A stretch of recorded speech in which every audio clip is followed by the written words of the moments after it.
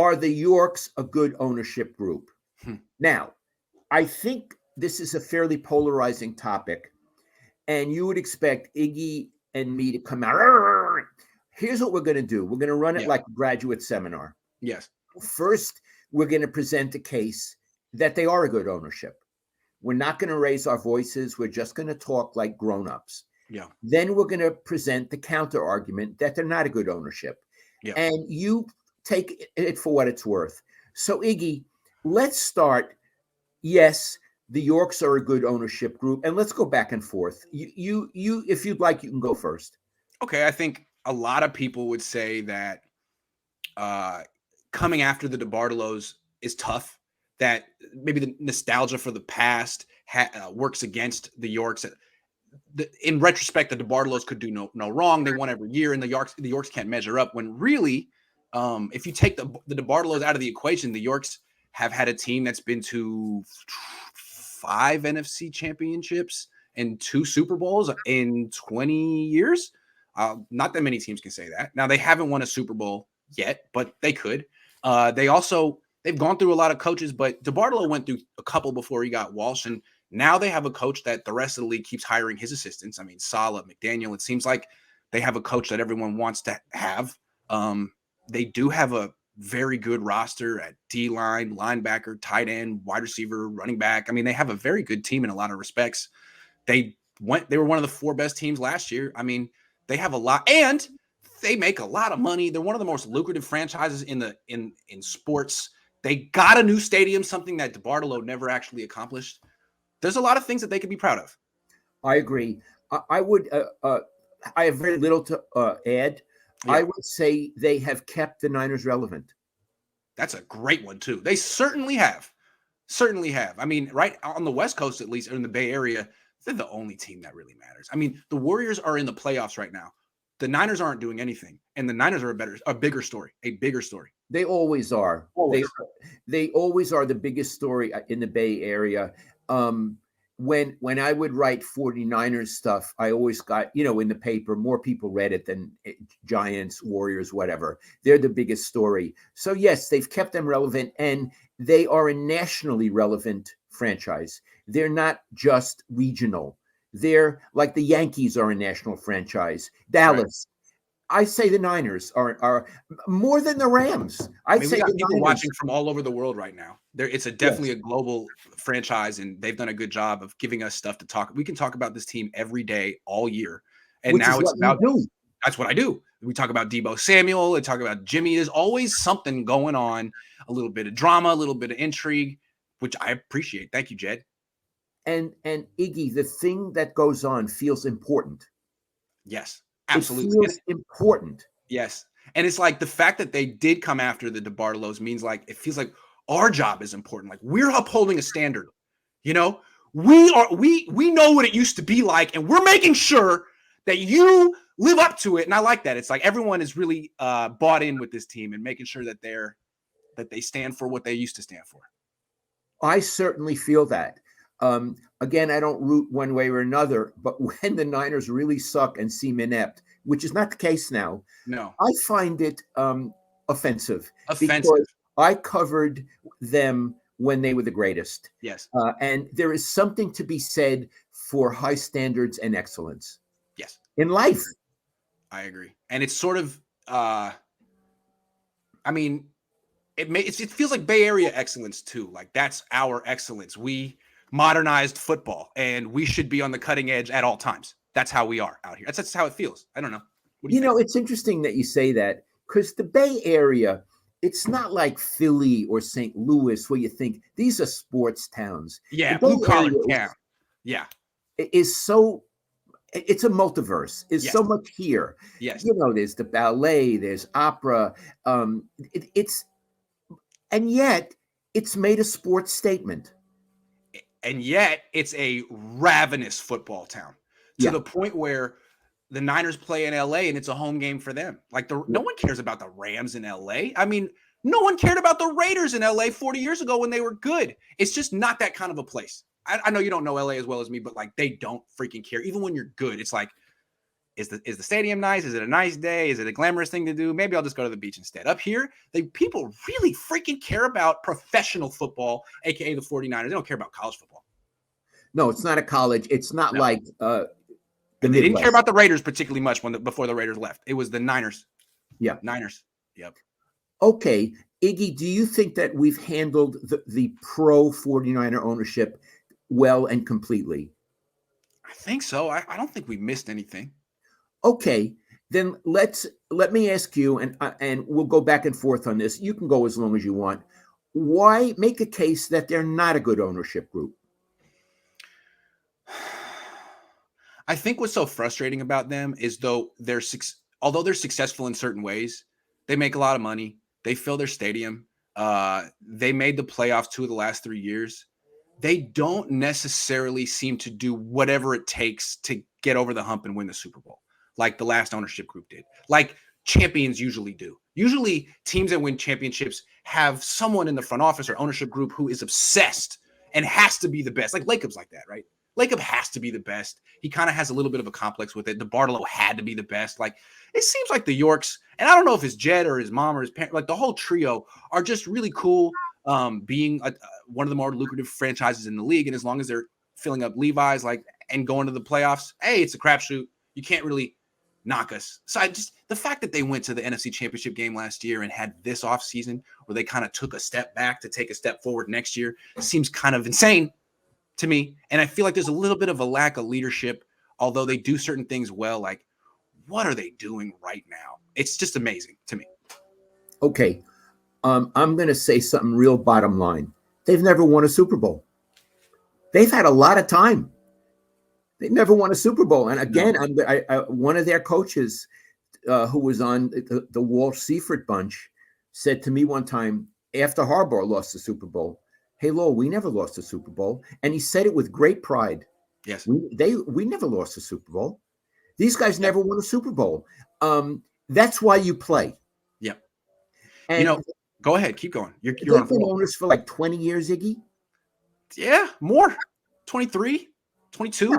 Yeah. So to me, it's not damning, but it's certainly criticism. I have more to say. Keep going. Keep going. It's true that they have a new stadium. I'm not all that much in love with the stadium, but I will point out that it's in Santa Clara. The stadium should be in San Francisco. Well, you say, well, you can't get a stadium in San Francisco. The Warriors got a place in San Francisco, and they did it fast. Yes. They looked a lot later than the Niners were looking, and they got, apparently, I haven't been over to the Chase Center. I'm not going to go, but they got it on a lot better than Levi's. I'll tell you that. It's nicer than Levi's. Oh, yeah, I would have to say. So when you say, well, you can't get it in San Francisco, Joe Lacob did.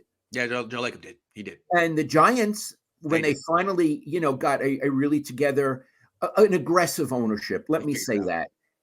They did. And they have one of the most beautiful ballparks in the world. Right. The Warriors weren't even in San Francisco. No. They came from Oakland. The Warriors benefited from the Niners' bad decision there. Yeah. Yeah. So like South of Market should be set up the way Seattle is. You know what I'm talking about? Yeah. When we that should be what South of Market is. And it is essentially, but the Niners missed out. Yeah. Yes. So I'm saying never won a Super Bowl. Right. Had enough time to do it.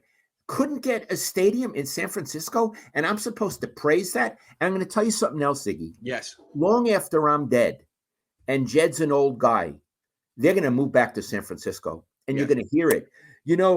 We realize that's where our heart is. We left our heart in San Francisco, and they're going to screw Santa Clara, and they're going to move back to San Francisco. I'm telling you. Oh, there's no question. 20 years, 15. Yeah. I agree. I got more. They've never gotten the quarterback position right. I was going to say that too. Ever. And that's why they've never won a Super Bowl. They've had really good teams. They've had great pass rushers, offensive lines, linebackers. They've never gotten the quarterback position right. They inherited Jeff Garcia. That was Bill Walsh's final contribution to the franchise. Jeff Garcia. They ran him out of town. They replaced him with freaking Tim Rattay. They drafted Alex Smith over Aaron Rodgers. Now, I guess they're not making the football decisions, but they employed people who drafted Alex Smith over Aaron Rodgers. Alex Smith never went to a Pro Bowl with the 49ers. Colin Kaepernick never went to a Pro Bowl with the 49ers. Jimmy Garoppolo, never. They've never had a Pro Bowl quarterback. They had Garcia. Ever since they've replaced him, they've never had a Pro Bowl quarterback. That's like Cleveland Browns stuff. That's like Chicago Bears stuff. That's embarrassing. I mean, Eddie DeBartolo always had that position taken care of. Always. Yes. And Bill's philosophy, Bill Walsh, you got to have the quarterback. And he had two of the greatest who ever lived. And this team never. And then a third one who went to Pro Bowls and was really freaking good. 4 Pro Bowls, Jeff Garcia. None since he's been gone. Yeah. So, yes, that was one of my points. It is a shame on them for never having a quarterback. Yeah. And that's really damning of this ownership. And God forbid it doesn't work out with Trey Lance. I mean, if it works out with Trey Lance, great, who cares? But if he's another one, it's like you took this guy, then really, this ownership group looks foolish, very foolish. A lot rides on Trey Lance, a ton. I mean, I didn't have to say that. I'm going to say something else. Yeah. Kyle Shanahan is a very good coach. When they had Bill Walsh, he changed football. Yes. The reason the 49ers are the biggest story still is because of what Bill Walsh did. Yes. He changed offense. As a result, defenses had to change. Yes. He actually changed football. As clever as Kyle Shanahan is, he's never made that kind of statement. He's just another clever coach. He's Sean Payton. Yeah, he's clever. He hasn't changed football, but also Bill Walsh and Joe Montana both were at their best and biggest moments. When Kyle's gotten to the finish line a couple of times, he has tripped and fumbled the baton. Like he's had some really crazy finishes to his season. Bill didn't have that. No, I mean, as I want to say, as neurotic as Bill was, when it came down to the crisis moment, he was calm. He had vision and he had guts, and he didn't make mistakes. What do you think if Bill were alive? What do you think he would have thought of the Niners getting outscored 21-0 in the fourth quarter of the Super Bowl, losing a game they were up by 10 in the final quarter? I would have had a phone call. Yeah. And there would have been a lot of expletives. Yeah. You would have had a phone call, right? Yeah. Had a phone call. And I wouldn't have been the first one he called. He would have been called in the whole world. That's right. Can you freaking believe it? But not freaking. Yeah. Can you freaking believe it? And he would say things like, my team. And he's not a game manager. Yeah. These are the things he used to say to me. Yeah. So-and-so, and I'm not going to give any names, is not a game manager. And he would also, so-and-so is not cutting edge. Yeah. Kyler's cutting edge. He is cutting edge. I mean, a lot of people want his offense right now. I would have to say that his offense is probably one of the more cutting edge ones in the league, but not a game manager at all. Not a game manager. And I wonder if Bill would think Kyle's cutting edge. I would love to hear. Bill would probably be like, well, right. We were doing this 30 years ago. Yeah. Yeah. I agree. But you're right. His game management, Bill would have excoriated him. Although face to face, Bill would have smiled at him. But it would have been one of those smiles you would get in The Godfather. You know what I mean? Let's finish up with the ownership group. This whole Jimmy thing, the fact that they're more concerned with like setting the narrative, explaining why they're not trading Jimmy than just getting rid of him, I think says a lot about this ownership group. What happened was Jed got this team at 27, and you and Ira just ruined him for years in print. I mean, not just you, Ira, Glenn, everyone, Clark Judge, all the entrenched journalists looked at him and made fun of him for years. You know you did, and he deserved it. And he's never forgotten it. And he's made it his mission in life to control the narrative about him, about the team, and he's really good at it. He's really freaking good at it. Now, he hasn't gotten to me yet. I can be bought $2 million. That's my price. I'm just saying, until he comes with a $2 million check, I'm going to be a thorn in his side. But really, he's very good at controlling the narrative. It's what I think it's his chief concern. What are people saying about me and this team? I got to make sure that everyone likes us and everyone thinks we're doing the right thing, whether or not we are. That's what he does. And well, you know what, Jed? You should watch this segment, what we just said about you, and you'll hear praise and criticism. Yeah, I'm going to tell you something really irrelevant, but the first day that John York didn't talk to the media and Jed did, and it was clearly passing the baton to, and Jed was 27, you say? Yes. So Jed was wearing a tie and a jacket and nice pants. Yes. I'm looking at him, right? Yeah. Yeah. But he didn't polish his shoes. I remember thinking that, Iggy. They were scuffed, and they weren't sneakers. They were fancy shoes. You know what I mean? And I thought, geez, you're presenting yourself to us as the new owner. Polish your goddamn shoes. It's like he had just been elected president of the fraternity, right? And he put on he got like the stuff he had in the closet, but that's the best he had. I think that was it, right? Yeah. And they're like, he didn't want to get the kiwi wax, the kiwi. Oh, he just never thought of it before. He had never thought of, actually, people might look at my shoes. And I was looking at his shoes. Yeah. I didn't say anything at the time because you should have said something. Jed, I'm a nice person. You should have raised your hand and been like, Jed, what are those?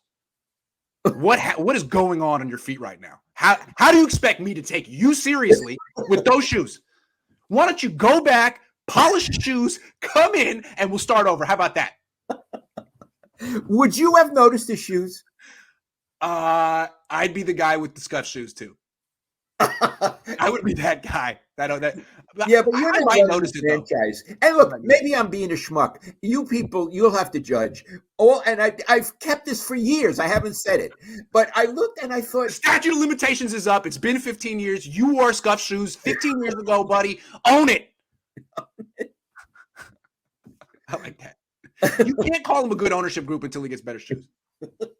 Yeah, and he doesn't floor shine. He has to get better than floor shine. Yeah, let's get something terrible. better. People notice. People don't forget. Jeremy says, "Can Ray do the same thing as Debo?" No. We think. I mean, he could do the same things, but not nearly as well. So there's that. The Ramelia Sports Report says SC Niners haven't won a Super Bowl after the free agency era. This is the resident Rams fan. He's hilarious. He calls them the Santa Clara Niners, which is fair. Haven't won a Super Bowl in the free agency era.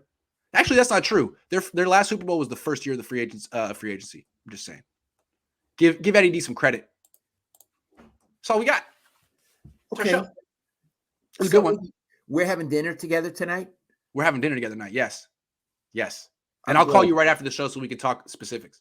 Okay. Iggy, this was really fun today. I love you. Love you too. I'm glad we disagreed in a productive, polite way. That's how we do here on the Cohn Zone. And then we crap on someone's shoes. Yes, absolutely. You didn't see it coming, Jed, but this was your episode. Get better shoes. You're worth $4 billion.